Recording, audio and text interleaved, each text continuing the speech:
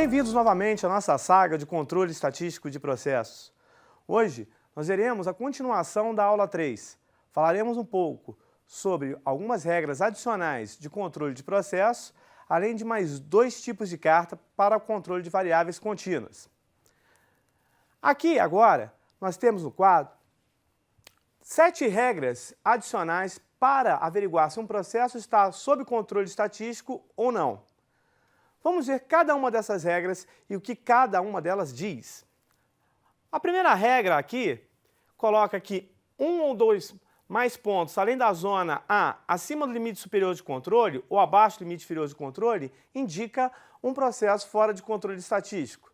Na verdade, essa é aquela regra que nós comentamos na aula passada, aquela regra básica de Shewhart, que falava que um ponto acima de 3 sigma ou abaixo de 3 sigma indica um processo fora de controle estatístico.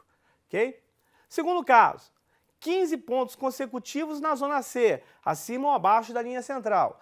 A zona C, como vocês podem reparar, é uma zona delimitada por mais ou menos um desvio padrão. Okay? Essa zona mostra, então, que 15 pontos consecutivos nela indicam um processo fora de controle. Daí a gente poderia se perguntar, mas isso não é bom? 15 pontos consecutivos, variando entre mais ou menos um desvio padrão, não indica um processo com baixa variabilidade? Exatamente. Aqui, no caso, é aquele velho ditado: quando a esmola é demais, o santo desconfia. Então, um processo assim muito bom é muito difícil de se encontrar. Quando isso acontece, a gente deve averiguar se a procedência dos dados está correta, se os operadores que fizeram a análise seguiram realmente o procedimento padrão daquela análise em questão. O primeiro ponto a se ver são operadores e análise. Mas vamos na hipótese que vocês digam assim: ah, professor, eu vi, realmente, o operador fez a análise de forma correta, o padrão foi obedecido. Opa, então é uma boa notícia. Isso quer dizer que o nosso processo melhorou, ele baixou a variabilidade. Lembrando sempre que a variabilidade é a maior inimiga da qualidade. A variabilidade sem controle, né? Então, o que acontece? Quando eu tenho uma carta desse jeito, e ela realmente é real, tá? Então eu não tenho um processo fora de controle, eu tenho uma carta fora de controle. Eu tenho que parar novamente essa coleta de dados, estabelecer um padrão onde houve essa melhoria, recalcular os limites e fazer uma nova carta com limites mais justos, para que eu possa agora de verdade controlar o processo. Terceiro caso, são 7 pontos consecutivos, todos acima ou abaixo da linha central. Tá? No exemplo que a gente tem aqui no quadro, eu tenho 7 pontos consecutivos, todos eles aqui abaixo da linha média, da linha central. Isso indica para a gente um processo fora de controle. Por que indica para a gente um processo fora de controle? Porque demonstra para a gente que houve um deslocamento da média. Esse deslocamento da média, então, foi perceptível a partir desses 7 pontos. E aí vocês poderiam perguntar, mas por que 7 pontos? De onde vem esse número mágico, né? 7 pontos. Não há mágica nenhuma. Aqui no caso, na verdade, é uma simples questão de probabilidade. Tá? A probabilidade de um ponto cair acima ou abaixo da linha média, dado lá na estatística pela distribuição normal, é de 50%. O próximo ponto, que é um ponto independente, também é de 50%. E aí, nós vamos calculando. Tá? Nesse caso, 7 pontos vai dar meio elevado à 7ª potência, que dá um valor extremamente baixo. Ou seja, é muito difícil disso acontecer. Tá? Mas poderia ser 6, professor. Ah, eu vi no software que é 9. Esse número não é um número fixo. Não há uma regra, como uma regra ABNT, uma NBR, que determine esse número. Tá? A maioria da literatura recomenda 7. E as empresas, geralmente, utilizam, em sua grande maioria, também 7 pontos consecutivos. Mas há casos em que a gente pode ver cartas onde a pessoa que idealizou a carta usa 6, usa 8, usa 9. Mas a ideia sempre é a probabilidade de ocorrência dessa sequência é muito baixa. O próximo caso são 7 pontos consecutivos crescentes ou decrescentes. Aqui no caso a gente tem de novo 7 pontos consecutivos decrescentes. A ideia é a mesma, você está tendo aqui um deslocamento de média. E esses 7 pontos consecutivos indicam também a baixa probabilidade dos eventos.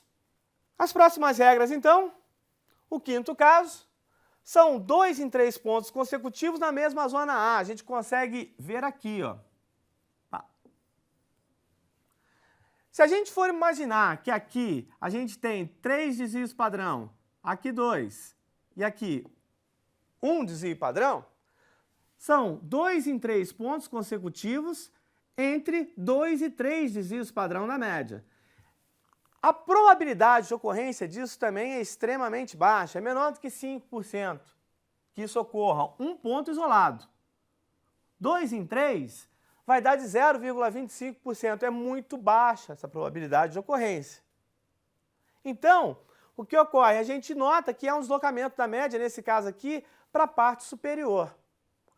Então, também podemos admitir que aqui o processo está fora de controle estatístico. Tá? 4 em 5 pontos consecutivos situados na zona A e na zona B. Tá? Então, eu vou ter aqui, olha, essa parte de pontos que estão situados entre a zona A e a zona B. Isso também não é normal, isso não obedece à probabilidade da distribuição normal. O que ocorre, então? Eu posso averiguar que o processo está fora de controle estatístico. E o sétimo caso, são 8 pontos consecutivos de ambos os lados da linha central, tá? Fora da linha da zona C, né? Não estando aqui nessa zona C. Então eu tenho aqui, olha, todos esses pontos que não estão na zona C. Eu não tenho nada caindo entre mais ou menos um desvio padrão. Quando isso ocorre, o que a gente pode notar, pessoal? A gente pode notar que a variabilidade está tão grande, mesmo que mantenha a média, porque eu estou oscilando em cima dela, mas eu estou fugindo daquele padrão de mais ou menos 3 desvios padrão, mesmo que não tenha nenhum ponto estourando nessa linha. Ok? Essas são outras 7 maneiras de se identificar um processo fora de controle. O grande X da questão é que essas regras suplementares elas apareceram depois de que Stewart disse somente um ponto entre mais ou menos 3 desvios padrão. Então, no exemplo da aula passada, pessoal, a gente fez uma carta, aqui um gráfico de controle x barra R, né? E a gente falou, ó, o processo está sob controle, não tem nenhum ponto, nem acima nem abaixo dos limites de controle, ok? Mas se a gente for adicionar aquelas regras que acabamos de ver, eu tenho aqui na carta das médias, na carta de x barra, né, 7 pontos consecutivos abaixo da linha média. Se eu usasse aquele critério adicional, então eu poderia dizer, opa, esse processo está fora de controle estatístico, eu tenho um deslocamento da média nessa região aqui, nesse momento. Tá? Na carta R, aqui no caso, baixo, eu tenho uma sequência de pontos decrescentes, mas não chegam a 7. Então, eu não digo nada. Ó, aqui está tudo ok por enquanto. Aqui é o problema das 7. Ah, Fabrício, então por que a gente já não fez isso na aula passada? Por que a gente já não colocou essa regra adicional? Pessoal, porque tem um probleminha que a gente encontra, que é a questão dos alarmes falsos. Se a gente utilizar somente aquele critério, mais ou menos 3 desvios padrão, a gente já corre um risco de ter um alarme falso a cada 370 pontos. Isso porque a probabilidade de um ponto cair dentro daquela curva da região normal é de 99,73% de probabilidade, ou seja, 0,27% de cair fora daquela ponte, tá ok? E aí, o que o alarme falso faz com que aconteça? O que ele impacta para a gente na hora de controlar um processo? Ora, o alarme falso, ele vai aparecer dizendo que a carta está fora de controle quando ela realmente está sob controle. Então, vai fazer com que eu considere de maneira incorreta que o processo está fora de controle. Isso pode ocasionar, pessoal, que a gente faça ali uma alteração no processo sem necessidade e acabe piorando ao invés de ajudar. Tá? Agora, a utilização de regras adicionais, como a gente viu, elas podem agilizar, elas podem melhorar, tá, a detecção dessa carta de controle. Mas há um pequeno problema que pouca gente diz, tá ok? Ela acaba aumentando a incidência de alarmes falsos. Então, deve-se tomar um cuidado muito grande para entender se as cartas de controle devem utilizar regras adicionais ou não devem utilizar essas regras adicionais. Tudo uma questão também de se conhecer melhor e mais profundamente o processo. Bom, na aula passada a gente já tinha falado sobre gráficos de média e de amplitude, que foi esse último que a gente viu, né, que a gente trouxe lá do exemplo da aula passada. Agora eu vou falar um pouco mais sobre alguns tipos de gráficos de variáveis, tá? Eu vou falar de gráficos de x/s, que são os gráficos da média e do desvio padrão, e os gráficos da amplitude móvel. Ok? Bom, para utilizar os gráficos de média e desvio padrão, tá? Existe uma pequena regrinha, uma pequena limitação que a gente deve ter. Nós só vamos utilizar esse tipo de gráfico de controle quando eu tiver 10 itens no meu subgrupo.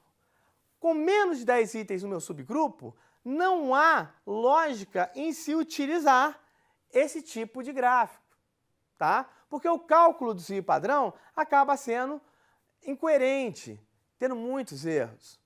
Então a IAG, que é a Automotive Industry Action Group, ela que dita quase todas as regras de qualidade do mercado, até porque na indústria automotiva foram onde se desenvolveram a maioria das ferramentas de qualidade, ela coloca um número mínimo de 9. Mas ali entre 9 e 10 já é possível a sua utilização. Qual a vantagem de se utilizar uma carta S, por exemplo? Ela vai ter uma resolução melhor do que a carta R. Mas o problema é que a amostragem é maior. E aí a gente cai naquele dilema. Com a amostra maior eu tenho um aumento de custos, sejam eles de análise, sejam eles porque a análise é destrutiva, seja porque eu tenho que utilizar um operador a mais ou por mais tempo fazendo aquela análise, tá? Sem contar que, ao aumentar a amostra, eu acabo diminuindo o tempo de reação do meu gráfico de controle. Como assim? Ora, se eu tiro 10 amostras por hora, fazendo um subgrupo, eu poderia tirar 2 subgrupos de 5, um a cada meia hora. Eu vou então diminuir pela metade do tempo a sinalização de um processo fora de controle. Pequeno exemplo, pessoal, para a gente fixar bem isso na mente, tá? Vamos utilizar um gráfico de média de desvio padrão, né, x/s, para analisar o comportamento de temperatura do atomizador. Foram coletados, então, 120 amostras, sendo que dessas resultaram 30 subgrupos com 10 observações. Para não encher a tela, né, vamos direto já para o que interessa. Eu peguei os 10 subgrupos, calculei, então, a média de cada subgrupo e a média das médias está aqui, ó, 574,96. Cada subgrupo, com 10 amostras, eu calculei também o desvio padrão, deu 349,68. A média dos 30 subgrupos, 11,66. Tá ok? Joguei, então, aqui nas minhas fórmulas de carta de controle, tá? Estou usando, a gente viu na aula passada aquela tabela, né? Onde tinham ali alguns pontos para cálculos de cartas de controle, né? Alguns tópicos, A2, A3, B2, B3. E aqui estão eles de volta para nos auxiliar, tá? E aqui eu tenho o limite superior de controle calculado. Reparem que é muito semelhante ao da carta x/r. Aqui na carta x/r, ao invés de utilizar o S, eu utilizo o R. E ao invés de utilizar o fator A2, eu utilizo o fator A3. Mas aí calculo o meu limite inferior de controle. A linha central é a média, como a gente já viu, tá? O meu limite inferior de controle também calculado aqui. E a mesma coisa para a amplitude, ok? Plotamos, então, isso numa carta. E aqui a gente pode ver, pessoal, que eu nem preciso das regras suplementares, né? Existem vários pontos, tá ok? Vários deles que estão fora de controle, tá? Então esse processo, ele realmente se encontra fora de controle. Agora vamos para um casinho especial, tá? Esse é um problema, pessoal, muito inerente quando a gente trabalha com processos que nós chamamos de autocorrelacionados. Que são o quê? São quando eu tenho duas variáveis que estão diretamente relacionadas. Isso é mais comum de nós observarmos, tá, ok? Em processos químicos, tá? Como é o caso do exemplo que eu vou relatar para vocês. Então eu tenho aqui, olha, um exemplo que é um engenheiro da qualidade que vai para uma empresa, ele vai fazer uma carta de teor de cloro, tá? Ele tem ali uma batelada, né, um reator, um panelão, onde ele está fazendo uma resina, e ele está medindo ali o teor de cloro em ppm, que são partes por milhão, tá? E aí ele vai fazer uma carta. Para isso ele lembra lá da aula dele de CEP, falei, pô, fiz o CEP, né, falaram para mim com o subgrupo de 5, se a gente lembrar, a Stewart falou que tinha que ser 5 a mais, vou tirar 5 amostras. Mas imagine, é um reator, tem um panelão lá, cheio da resina. Então ele tira 5 amostras em cada ponto da panela, lá mais no fundo, no meio da panela, lá em cima, e faz uma análise química para ver isso aí. Aí ele tem essa tabelinha aqui na tela, tá? Ele tirou amostras de tamanho 5, calculou média, calculou amplitude, e ele tem ali os 25 lotes que ele fabricou.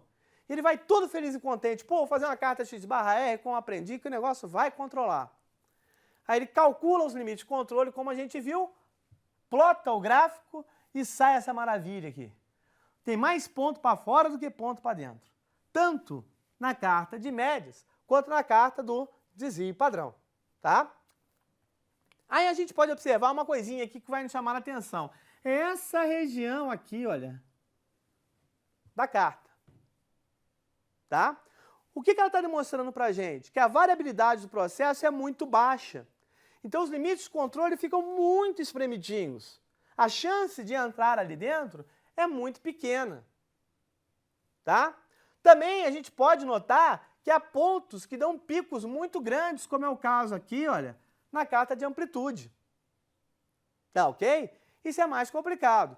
Se a gente retornar aqui um slide, a gente vai ver que a amplitude é muito baixa, pessoal. Olha só, meio, né? Meio, às vezes dá um pico, 4,5, né? 1 a 0. Então, se eu preciso dessa amplitude para calcular os limites de controle, se ela é muito baixa, ela vai estrangular muito o meu processo. Não há processo que consiga estar sob controle nesse esquema. Então, eu preciso mudar a carta para uma carta que a gente chama de carta de amplitude móvel, tá? Ela é muito semelhante da carta da média e amplitude, a diferença é como a gente calcula essa amplitude móvel. Ela é mais utilizada quando a variabilidade do subgrupo for muito baixa e quando o subgrupo for de tamanho 1. Tá ok? Quando eu tenho uma peça única, né, não tem subgrupo. Então eu tenho que utilizar a amplitude móvel, né? Ah, não, só tem uma peça, não posso usar carta de controle? Não, calma, fica tranquilo, meu querido. Vai dar para utilizar. Sempre tem uma maneira, né? E aqui, olha o que a gente faz com aquele processo. Com aquela tabela anterior, o que eu fiz agora aqui, né? Usando a mágica do PowerPoint, eu já calculei uma média daquele subgrupo tamanho 5 e ela está já aqui para mim. Só a média.